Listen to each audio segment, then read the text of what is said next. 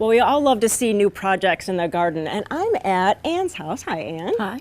And you really came here just not even a year ago and did some major projects. I did. And so what did you inherit when you first came? Basically, I inherited the footprint. The house was built in 1925, and I was lucky enough to buy it from a family who'd lived here for 50 years. Oh, wow. So there were some things that needed to be upgraded and things that needed to be brought to code.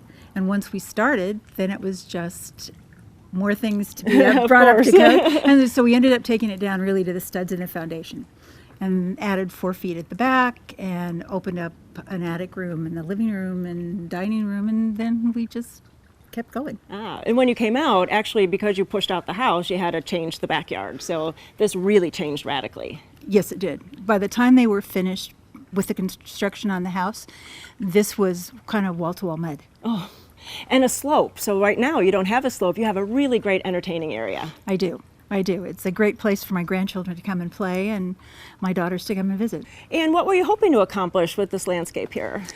One of the homes where I felt most welcome, safest, happiest growing up was my grandparents' home. And what I really wanted to do was recreate that feeling, not the house itself, but just recreate that feeling. One of the things I was able to do was actually find something called Reseda odorata, which is mignonette that my grandmother grew. And I have looked all over and finally found it at the Portland Nursery. Oh. So now I'm able to put it in pots. Well, I'm going to talk to David now, David, you really inherited a project too. I did. And so Ann says this was all mud back here, but you made it into a great space. Yeah, it was mud with a lot of weeds growing through it. Not a lot of good soil for growing anything, just a kind of useless space. And she wanted somewhere to entertain guests, like she said, her grandkids and her regular children. And we did our best to provide the adequate space for that. And you really used a lot of different materials. I know the wall is really known for using recycled materials, but you used a lot of different materials here. Right. I mean, you can see just by starting off, we got the recycled concrete wall, kind of one of our claim to fames. And beyond that, it was pavers from Allen Block and recycled gravel and crushed rock and sand, and yeah, all comes together quite nicely. It does, and I think all the textures really make it more interesting. And you even have like a slate area of a footpath that goes around the side of the house, and that adds another dimension to it. Absolutely, it gives access all throughout the property. That was actually performed by Larry Borland, landscape architect design. He's the one who handed off the bid to me to get the project going back here. I put that together, and he followed me with this landscape working. And he had a great vision and put it all together. Him and Ann both together collaborated and even brought me into the picture with some additional features put into the wall itself.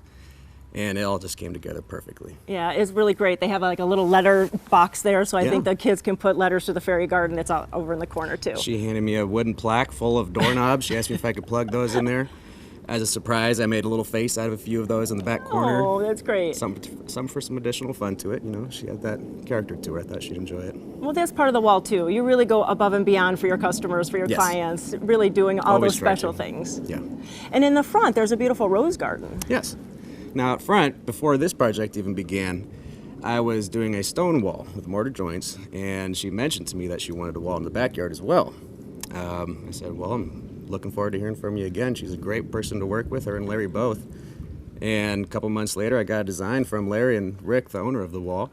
Told me I'm back at it again. I said, I can't wait to start. Oh, that's great. Well, you could see that it's a lovely project, a really lovely landscape that came together here for the homeowner and for her friends and family. So if you have any questions about the wall, you can go to gardentime.tv. We'll click you over to their website. You can see all the beautiful pictures that they can maybe make into a reality at your house. Thanks so much. Thank you.